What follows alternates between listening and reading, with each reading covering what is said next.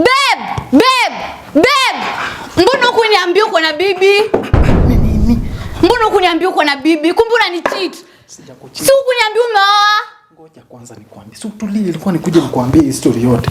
Sasa mbona ukuja hapo ukipiga kelele hivyo? Hapana, mbona naambiwa huku na majirani wewe umeshaoa? Mbona hata uko na mtoto? Na hukuniambia? Nilikuwa nakwambia utulie, hii maneno tu. Nitulie aje? Unajua unakujenga kwangu na kupikia kila siku na unidanganya. Mbona hukuniambia umeoa? Ilikuwa nikuje kwako nikwambie venye mambo. Haya, nimejileta hapa. Hebu niambie sasa. Nika mtoto fulani kama msichana tu kadogo Kenya kalikuja hapa kuishi na mimi kakajila semesa alafu kakazaa mwenzake rafiki yake akaleta hapa, sasa anaitwa Onyango.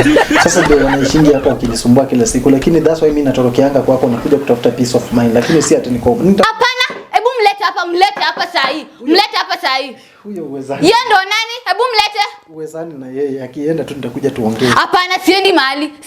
Sijui mbona unanicheat na hukuniambia tu uko na mtoto. Nataka uende tutaongea. Tuongee hapa saa hii. Mama Onyango yao. Ni nini inaendelea hapa?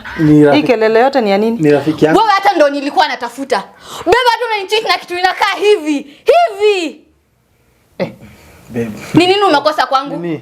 Ni rafiki yangu. Oh, ni mimi ndo unatafuta sana. Ni wewe. Unataka kuni. Huyu ni bwanangu. Ni utokane na yeye. Oh, ni sawa.